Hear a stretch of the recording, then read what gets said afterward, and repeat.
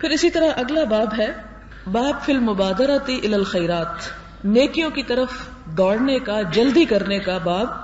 وحث من توجہ لخیر علی الاقبال علیہ بالجد من غیر تردد، اور طالب خیر کو نیکی پر پختگی کے ساتھ بغیر تردد کے ابھارنے کے بیان میں کہ جب ایک شخص نیکی کی طرف چلے تو نیکی کی راہ اختیار کرنے میں اور اس پر چلنے میں اور اس پر پختگی اختیار کرنے میں کسی قسم کا تردد اور شک کی کیفیت نہیں ہونی چاہیے، بلکہ انسان کو پورا یقین رکھنا چاہیے کہ جو کچھ وہ کرنے چلا ہے وہ درست ہے، کیونکہ شک جو ہے وہ انسان سے کسی بھی کام کے اندر جدت اور عمدگی کو ختم کر کے رکھ دیتا ہے.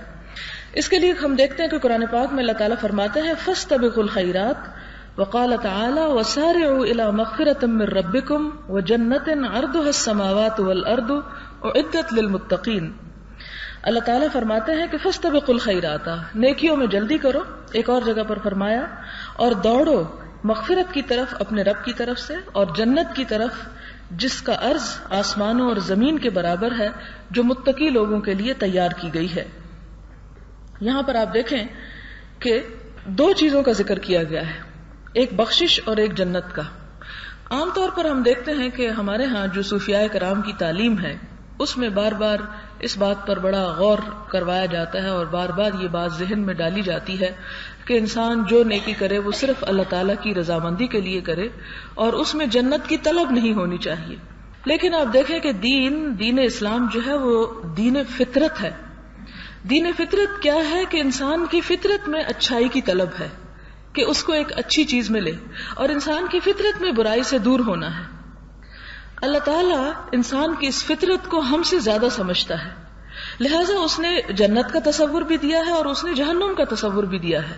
اور اس نے کہیں بھی قرآن پاک میں یہ نہیں کہا کہ لوگوں صرف میری رضا کے لیے کام کرو اور جنت اور جہنم کا کانسیپٹ ہی دل سے نکال دو، بلکہ بے شمار آیات، ایک نہیں دو نہیں 20 آیات آپ کو ایسی ملیں گی جس میں اللہ تعالیٰ نہ صرف یہ کہ جنت کے مناظر کی نقشہ کشی کرتے ہیں، نہ صرف یہ کہ جہنم کی ہولناکیوں سے ڈراتے ہیں، بلکہ اس کے ساتھ ساتھ یہاں پر آپ دیکھیں کہ اللہ تعالیٰ فرماتے ہیں سارعوا، دوڑو، الی مغفرۃ من ربکم وجنۃ، مغفرت کی طرف اپنے رب کی اور جنت کی طرف، یعنی جنت کی طرف دوڑ لگانا یا جنت کے حصول کی آرزو کرنا وہ اللہ تعالیٰ کے نزدیک کوئی ناپسندیدہ بات نہیں، اور نہ ہی کوئی انسان پرہیزگاری کے اس مقام اور اس مرتبے تک پہنچنے کا دعویٰ کر سکتا ہے اور یہ کہہ سکتا ہے کہ جی نہیں، مجھے تو جنت نہیں چاہیے، مجھے تو صرف خدا کی رضا چاہیے، اور اگر خدا کی رضا یہی ہے کہ مجھے جہنم میں پھینک دے تو بے شک پھینک دے.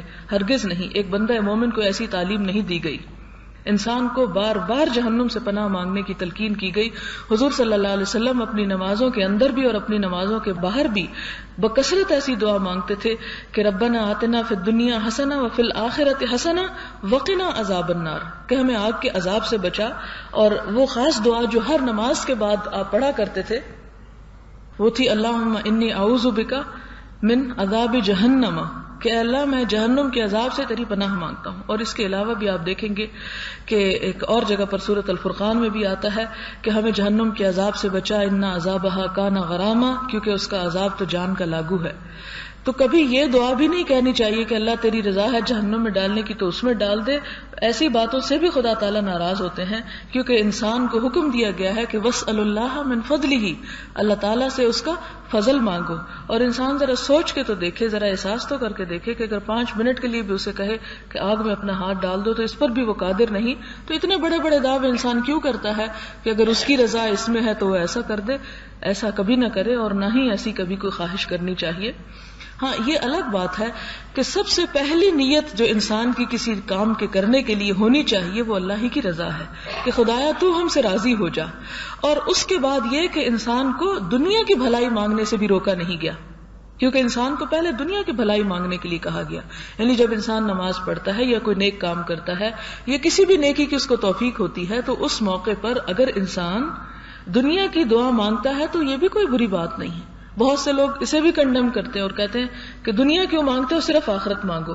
نہیں، اسلام دین فطرت ہے اور دین فطرت کا مطلب یہ کہ انسان کی فطرت کی ضرورت یہ ہے کہ وہ دنیا میں بھی اچھے حال میں رہے اور آخرت میں بھی اچھے حال میں رہے، اور اللہ تعالیٰ اس کی ضرورت کو سمجھتے تھے اور اس کا پتہ تھا کہ تحبون العاجلہ، کہ تم جلد حاصل ہونے والی چیز سے محبت رکھتے ہو، لہٰذا اسلام یہ درس نہیں دیتا کہ دنیا کو تم کہو کہ نہیں اللہ دنیا چاہیے ہی نہیں، یہ کوئی اچھی دعا نہیں ہے، بلکہ اس کی طرف توجہ دلائے گی۔ اور یہاں پر خاص طور پہ فرمایا دوڑو، بھاگو اپنے رب کی رضا کی طرف، بخشش مانگو، یعنی انسان کی اصل نیت تو رضا ہونی چاہیے رب کی، لیکن اس کے ساتھ ساتھ دنیا یا آخرت کی خیر مانگنا، بھلائی طلب کرنا، اس میں کوئی برائی یا ندامت کی بات نہیں۔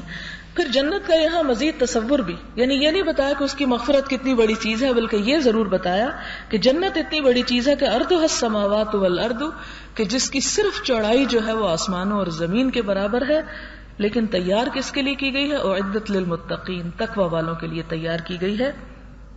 اب اس کے بارے میں کچھ احادیث ہیں۔ پہلی حدیث ہے ان ابی ہریرہ رضی اللہ عنہ ان رسول اللہ صلی اللہ علیہ وسلم قال بادروا بالاعمال الصالحة فستكون فتن كقطع الليل المظلم يصبح الرجل مؤمنا ويمسي كافرا ويمسي مؤمنا ويصبح كافرا يبيع دينه بعرض من الدنيا، رواه مسلم۔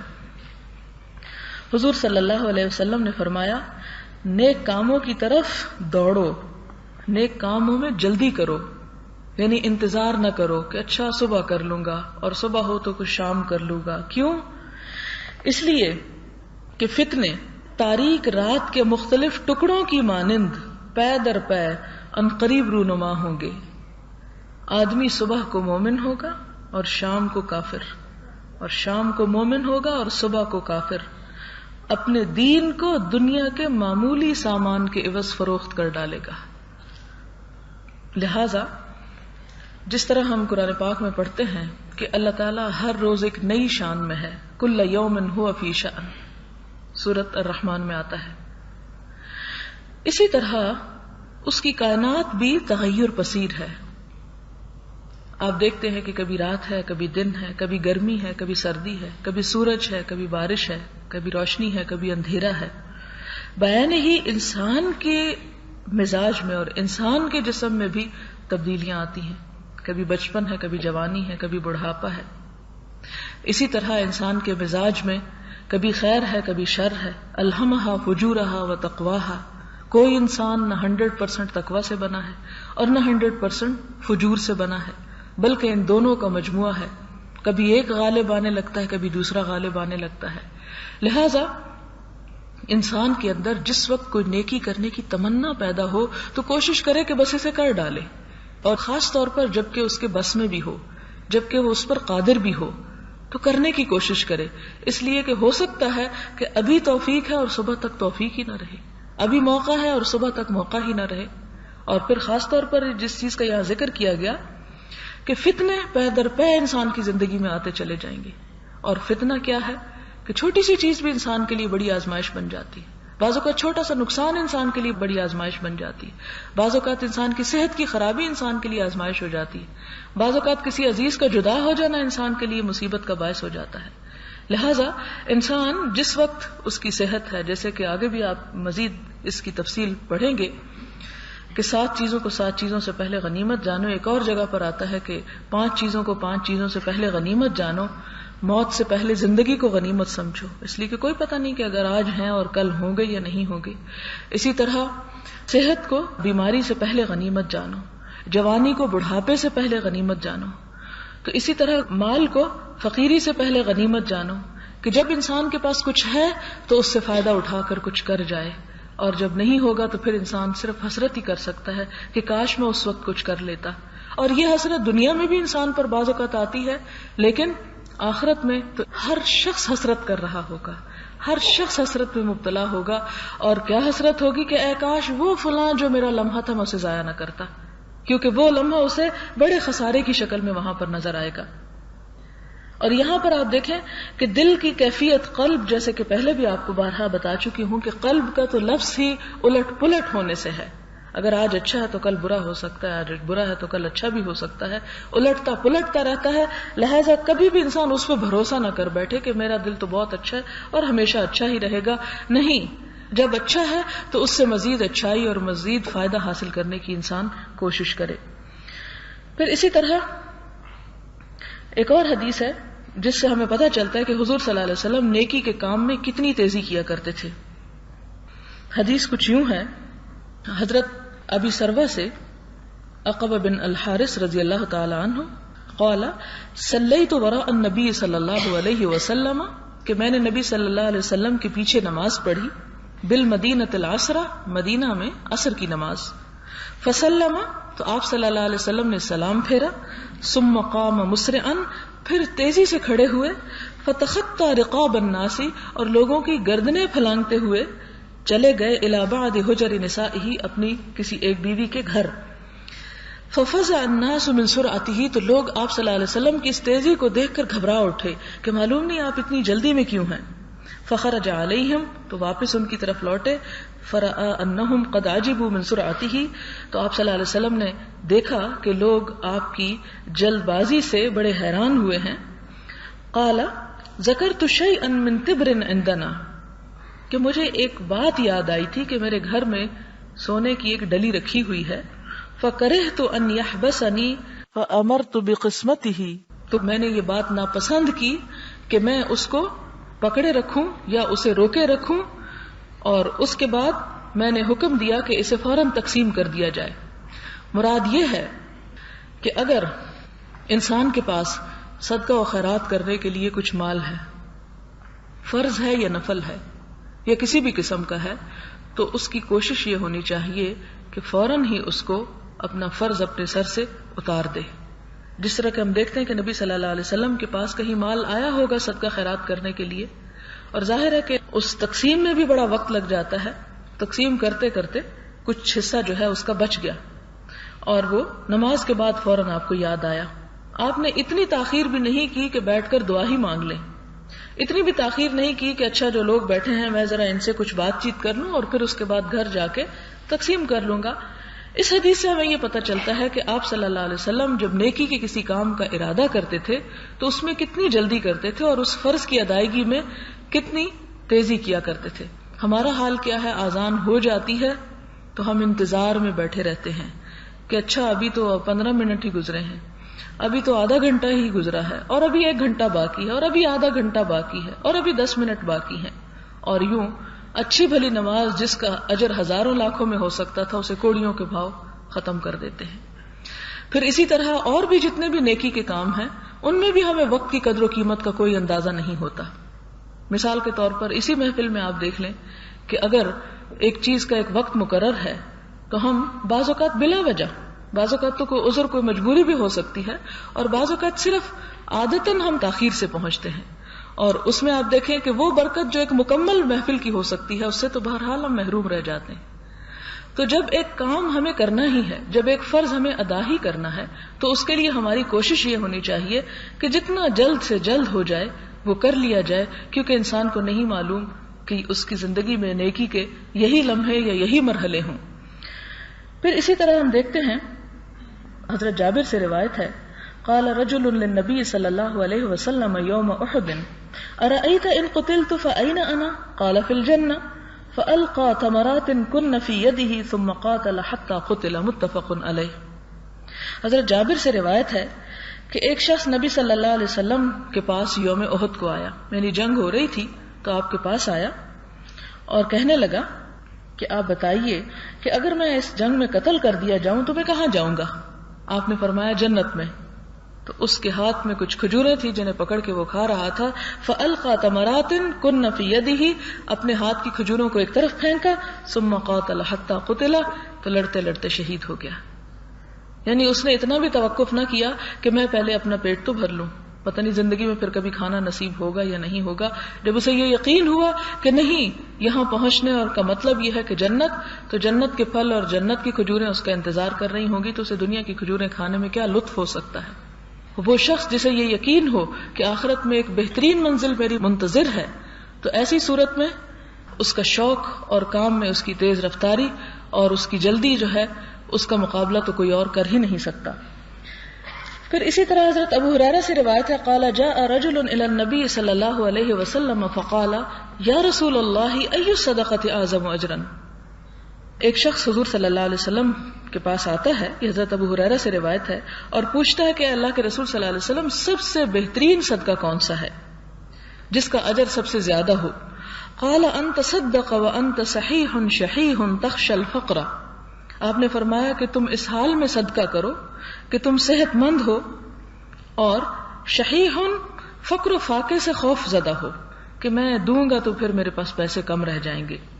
تخشى الفقر، فقر کا اندیشہ رکھتے ہو، وتأمل الغنى، اور امیر ہونے کی بھی تمہیں امید ہو. یعنی انسان کا حال بین بین ہوتا ہو کہ اسے اس بات کی بھی امید ہو کہ اچھے حالات بھی ہو سکتے ہیں اور اس بات کا ڈر بھی ہو کہ کہیں میرے ہاتھ سے چلا جائے تو میں کہیں فاقوں کو نوبت نہ پہنچ جائے. ولا تمہل، اور تم انتظار مت کرو، حتی اذا بلغت الحلقوم، یہاں تک کہ جب جان حلق کو پہنچ جائے.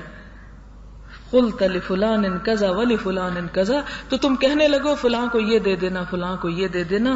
وقد کان لفلان، حالانکہ وہ تو فلاں کا ہو ہی چکا، یہ کہ وہ تو ورثہ تقسیم ہو جائے گا. اب اگر تم نہ بھی کہو تو بہرحال جو کسی کا ہے وہ تو اس کو مل جائے گا. تو یہاں بھی ہمیں اس حدیث سے بھی یہی پتہ چلتا ہے کہ بہترین صدقہ وہ ہے جو انسان اپنے ہاتھ سے اپنی صحت کے زمانے میں اور ایسے حالات میں بھی خرچ کرے کہ جب انسان کے پاس کچھ بہت زیادہ کھلا نہ بھی ہو. اگلی حدیث ہے ان انس رضی اللہ عنہ ان رسول اللہ صلی اللہ علیہ وسلم اخذ سیفا یوم احد فقال من یأخذ منی هذا فبسطوا ایدیہم کل انسان منہم یقول انا قال فمن یأخذه بحقه فاحجم القوم فقال ابو دجانة رضی اللہ عنہ انا آخذه بحقه فاخذه ففلق به هام المشرکین. رواہ مسلم. مسلم کی اس حدیث کا مطلب یہ ہے حضور صلی اللہ علیہ وسلم نے احد کے روز ہاتھ میں تلوار لی اور فرمایا کون ہے جو مجھ سے یہ تلوار لے؟ تو لوگوں نے اپنے اپنے ہاتھ پھیلا دیے، ہر ایک نے کہا کہ میں لیتا ہوں. اور تلوار آپ کیوں دے رہے تھے؟ تاکہ آپ صلی اللہ علیہ وسلم سے لے کر جہاد کیا جا سکے. تو لوگوں نے اپنے اپنے ہاتھ پھیلا دیے. ان میں سے ہر شخص یہ کہہ رہا تھا میں.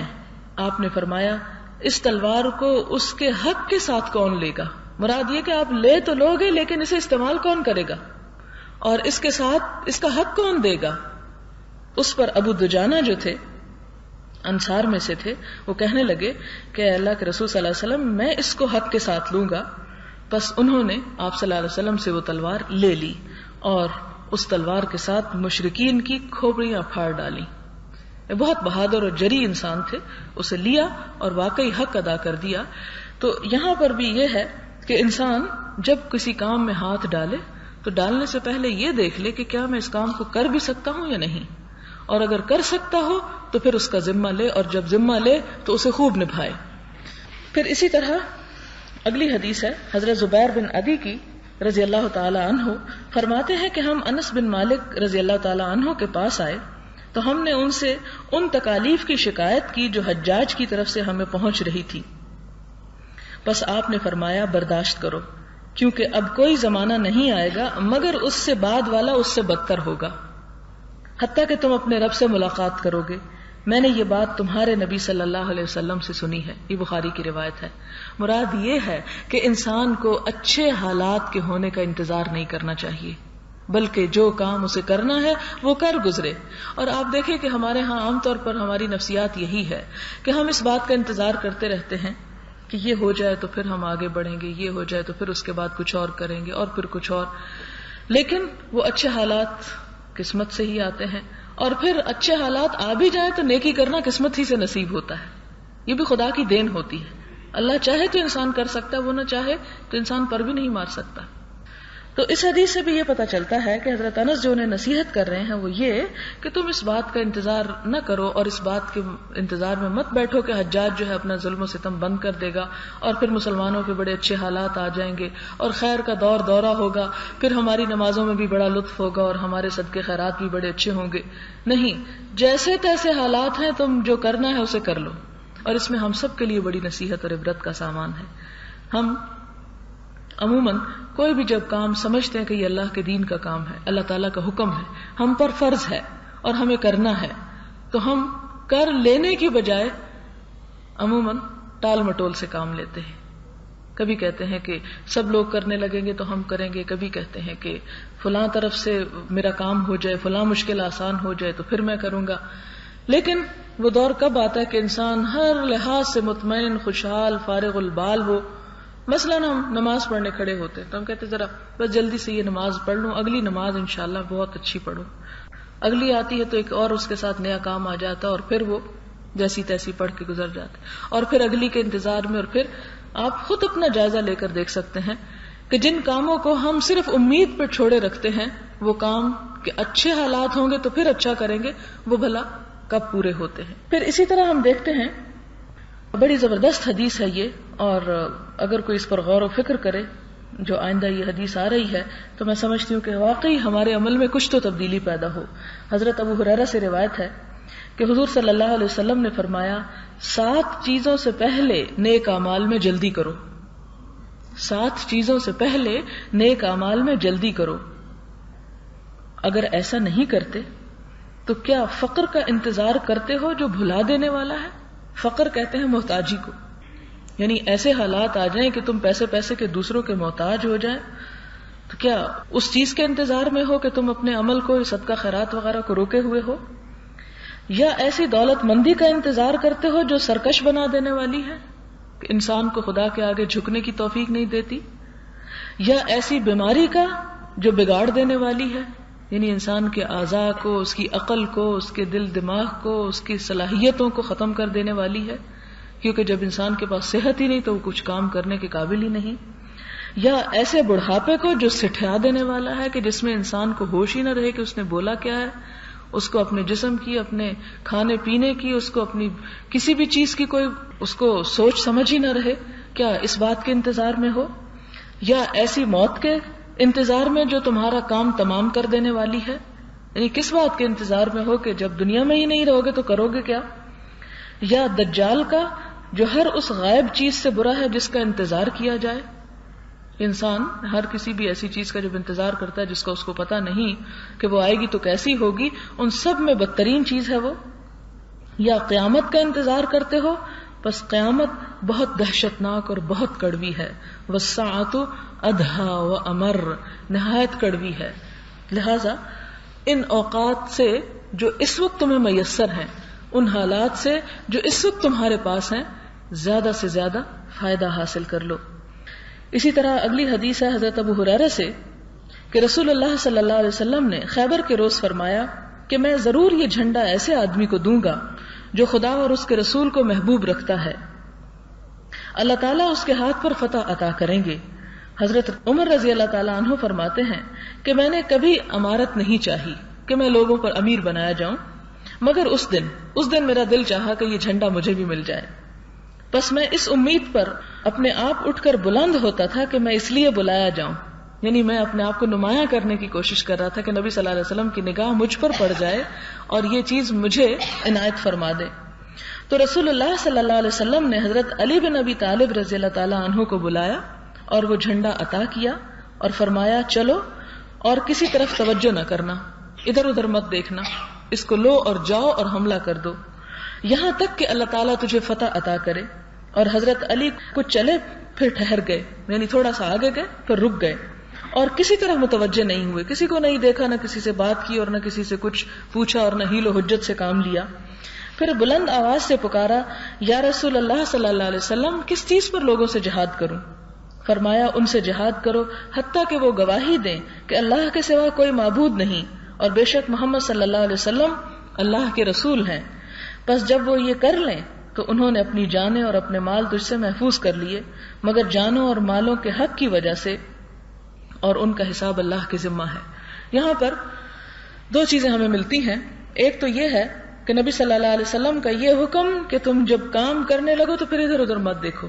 کئی دفعہ آپ دیکھیں کہ انسان ایک اچھے کام کا ارادہ کرتا ہے، عزم کرتا ہے، ہمت کرتا ہے، لیکن جب دیکھتا ہے کہ اور کوئی بھی نہیں کر رہا تو اس کا نتیجہ کیا نکلتا ہے کہ انسان خود بھی ہمت ہار بیٹھتا ہے. یعنی ان تمام احادیث میں آپ دیکھیں کہ ان اسباب کا ذکر کیا جا رہا ہے جن کی وجہ سے انسان نیکی کے کام میں پیچھے رہ جاتا ہے، اور ان میں سے ایک یہ ہے کہ انسان جب دوسرے لوگوں پہ نظر ڈالتا ہے، مثلاً آپ اگر لمبی نماز پڑھتے ہیں اور آپ دیکھتے ہیں اچھا لوگ چھوٹی پڑھتے ہیں، چلو میں بھی اسی طرح ہی کر لیتا ہوں، یعنی انسان اپنے ماحول سے بہت متاثر ہوتا ہے. آپ دیکھیں یہ چیز صرف انسانوں میں نہیں، جانوروں پرندوں تک میں موجود ہے. ان کے رنگ، ان کی شکلیں ان علاقوں کے مطابق ہوتی ہیں جہاں جہاں جس ماحول میں وہ رہتے ہیں. تو اسی طرح انسان بھی اپنے دوستوں سے، اپنی مجلس سے، اپنی صحبت سے اور بہت سی چیزوں سے اثر انداز ہوتا ہے. جب وہ دیکھتا ہے کہ اور بہت سے لوگ یہ کام کر رہے ہیں تو اس کے لیے کرنا بھی آسان ہو جاتا ہے، لیکن جب دیکھتا ہے کہ اور لوگ کچھ نہیں کر رہے ہیں تو اس کی رفتار بھی سست پڑ جاتی ہے. اب آپ دیکھیں کہ اگر ہم اپنے ارد گرد دیکھنے لگے اور ہم اپنے معاشرے کے اوپر نظر ڈالیں تو پھر وہاں سے تو ہمیں کہیں سے بھی نیکی کے کام کے کرنے کے لیے ہمت اور طاقت نہیں مل سکتی. تو ایسی صورت میں کیا کرنا چاہیے کہ جو اللہ اور اس کے رسول صلی اللہ علیہ وسلم کا حکم ہے اس کے اوپر انسان نظریں گاڑ لے اور ادھر ادھر نظر مت اٹھائے کہ لوگ کیا کر رہے ہیں، کہ لوگ کریں گے تو میں بھی کر لوں گا اور وہ نہیں کرتے تو میں بھی نہیں کرتا. نہیں، اسی لیے نبی صلی اللہ علیہ وسلم نے مشکل ترین حالات میں جھنڈا حضرت علی رضی اللہ تعالیٰ عنہ کو دیا اور یہ فرمایا کہ تم ادھر ادھر مت دیکھنا، سیدھے چلتے جانا. اور حضرت علی رضی اللہ تعالیٰ عنہ نے مکمل طور پر آپ کے حکم کی تابعداری کی. اور دوسری بات ہمیں یہ پتہ چلتی ہے کہ ایک مسلمان کا قتال اور جہاد کس غرض کے لیے ہوتا ہے؟ اللہ تعالیٰ کے کلمے کو بلند کرنے کے لیے، اپنی ذات کے لیے نہیں ہوتا. بلکہ حضرت علی کی تو ایک اور مثال آپ کے سامنے ہے کہ جب انہوں نے ایک مشرک کو گرا لیا تو اس نے ان کے منہ پہ تھوک دیا، فوراً اس کے سینے سے ہٹ کے پرے ہو گئے کہ اس وقت ذات کا انتقام آ گیا ہے اور میں اس کو کچھ نہیں کہوں گا. غالب ہوتے ہوئے اس کو نہیں پکڑا. پھر اسی طرح ہم دیکھتے ہیں راہ حق میں جدوجہد کرنے کے بارے میں کہ انسان نہ صرف یہ کہ نیکی کرے بلکہ یہ کہ اپنے آپ کو کھپائے اور اپنے آپ سے کام لے.